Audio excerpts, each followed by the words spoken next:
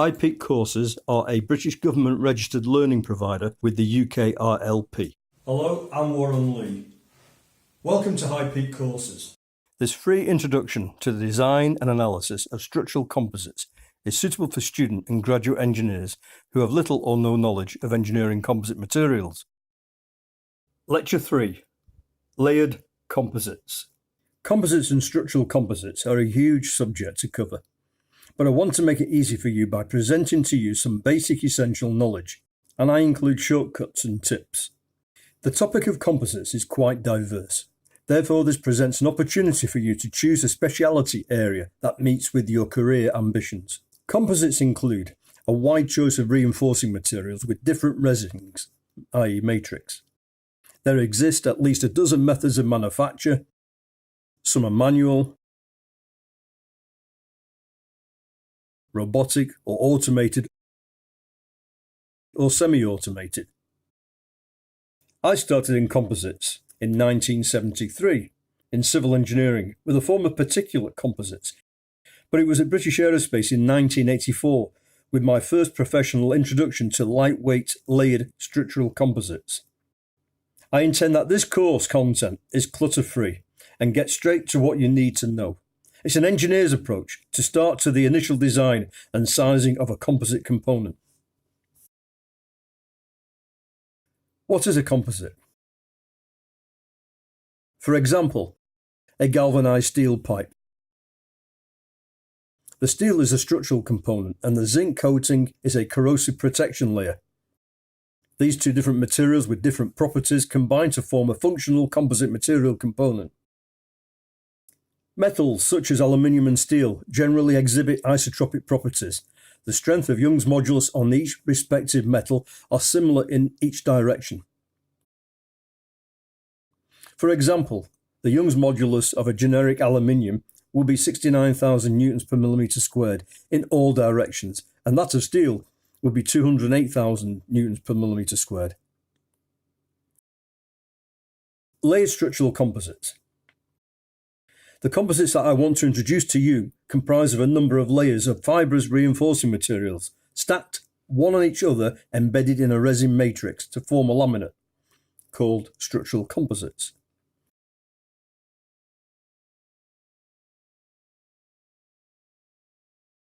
These fibrous composites will generally exhibit different material properties in direction 1 compared to the perpendicular direction 2. As a composite, these unidirectional fibres embedded in a resin, the Young's modulus EXM in direction 1 will be about 135,000 newtons per millimeter squared. The Young's modulus in the perpendicular direction 2 will be approximately 11,000 newtons per millimeter squared. These directional properties are the basis which enable us to tailor composite materials to directional loading situations and optimize the composite's performance with inherent weight minimization. The carbon fibre shown in the photograph is a unidirectional fabric, with the fibre axes aligned in direction 1. The graph on the left shows the Young's modulus is greatest in fibre direction 1. That is when angle theta equals 0. This value then drops quickly with a small change in fibre angle. Therefore, the maximum fibre stiffness, that is Young's modulus, and strength are offered when the fibres are aligned in the direction of membrane applied load. The minimum Young's modulus and strength is in the direction 2, when angle theta equals 90.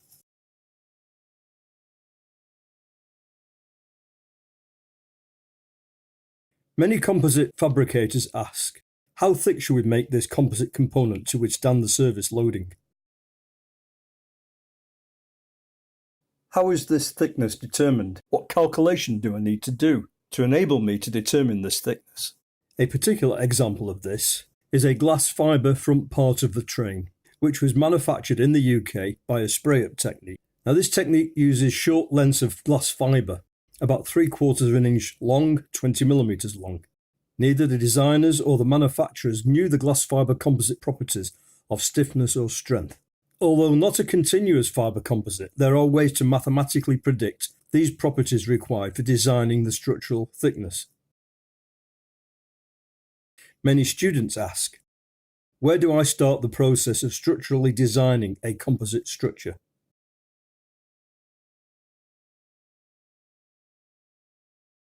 This is where we start to structurally design a composite component. The primary task is to determine the thickness of one laid down ply, a single laminate thickness, because we will eventually need to know how many layers are required to withstand the service loads. So that is one layer of fibre reinforcing material in a resin matrix. A piece of chopped strand glass fibre mat with a resin matrix.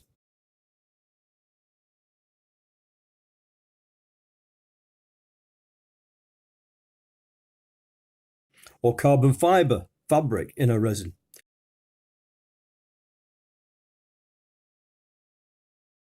We see here polyester resin. On the right hand side of the screen is one layer of pre-preg carbon fibre laminate. The laminate on the left is one layer. It's a brownish coloured one of biocomposite, which consists of linen, which is also known as flax, in a bioresin. This was cured in sunlight as the bioresin is UV sensitive. This carbon fibre angle beam is composed of many layers of carbon fibre. Look closely. There are about 10 layers of carbon fibre in there.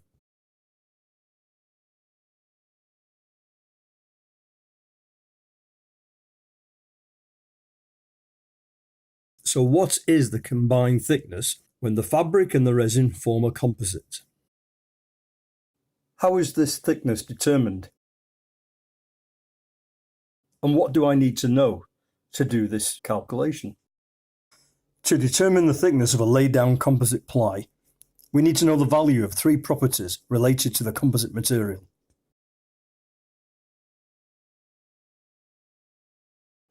Number one, the real mass of the fabric supplied by the manufacturer. And this value is given in grams per square metre, noted by GSM. Number two, the volume fraction, noted as VF. The volume fraction is the percentage of fibre volume in the entire volume of a fibre reinforced composite material. The higher the volume fraction, the higher the mechanical properties, example, strength of the composite will be. The volume fraction for a composite containing 60% fibre and 40% resin. The volume fraction is 60%, or can be expressed as 0.6. The volume fraction is calculated from the weight of the fibre and the resin. It is a theoretical value and should be always checked by making a composite sample, using the manufacturing process intended. The volume fraction value is based on a theoretical fibre packing model and is component geometry, process and fibre type dependent. Number three, fibre density. This value of the fabric will be supplied by the fibre manufacturer. So let us now examine these material properties. First of all, we look at two layers of carbon fibre, a plus 45 degree top layer of carbon fibre and a minus 45 degree bottom layer of carbon fibre. You can see here the areal weight is given at 39 grams per square metre. That's 39 GSM.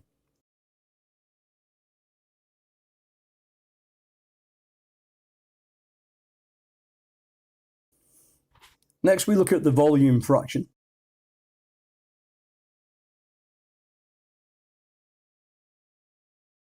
And the volume fraction is affected by the manufacturing process.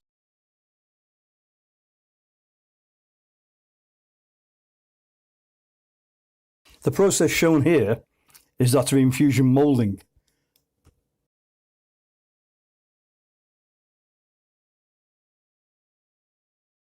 With this type of process, we obtain a consistent, high-quality product and a high value of volume fraction can be obtained, leading to high strength.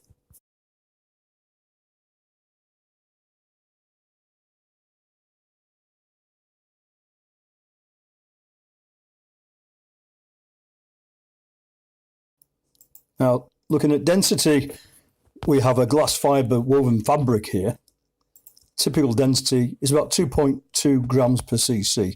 That will be given by the manufacturer. The carbon fibre woven cloth we see here is approximately 1.8 grams per cc, again provided by the manufacturer. Now I'm going to show you the effects of these three properties on the final laid down ply cured thickness.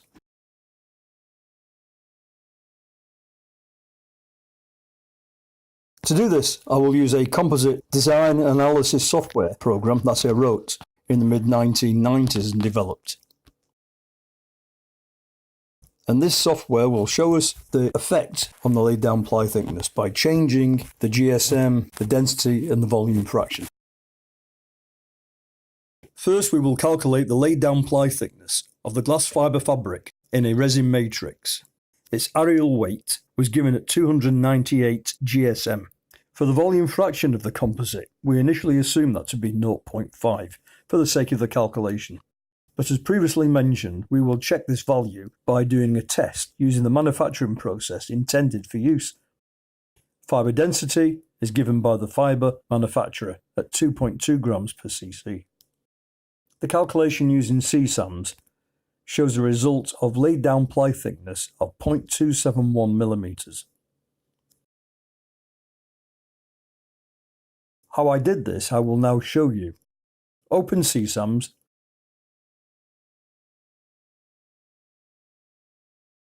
go to PTAM and enter the values. 298 for the GSM, 0.5 for the volume fraction, and 2.2 grams per cc for the density.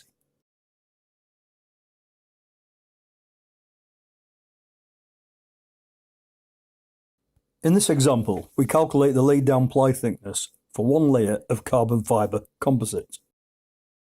Given the following values, the areal weight equals 120 GSM, the volume fraction equals 0.6, and the fibre density is given as 1.8.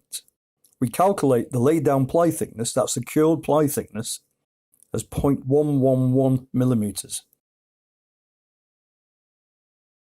You can see many layers in this carbon fibre angle bracket.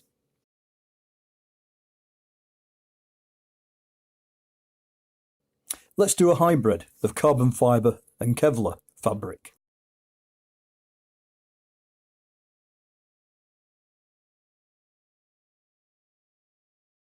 So going to CSAMs,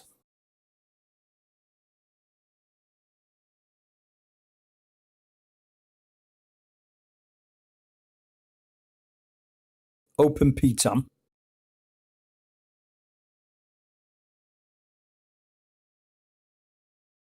the areal weight given for this material is 240. That's a combined material of carbon fibre and Kevlar. The volume fraction, we're going to assume 0.55. And the density is 1.6 grams per cc. The calculated laid down ply thickness is 0.273 millimeters. This lecture gives you valuable knowledge because it identifies where you should start your composite design, the first step, what you should calculate first. I have shown you the three major influences or properties that determine and affect the cured ply thickness, or some would say the laid down ply thickness. In the beginning of design and structural analysis of a new composite structural component, there is no need to wait for manufacture of a composite test coupon to determine the cured ply thickness. This will come later after you have decided on the laminate architecture. Indeed, at the start of the project, you may have not determined the laminate architecture preferred. This means how many layers and the orientation of these layers or plies have not yet been decided. So start by developing a mathematical model which can be refined, modified as you progress your design. In Lecture 4, I will look at tailoring structural composites for strength, stiffness, thickness and weight, and of course the influence on cost. I will show you what composite properties are needed to structurally analyse your design. I will examine a simple composite design technique. I will look at examples of simple composite structural analysis techniques using a box beam design and a C-channel beam.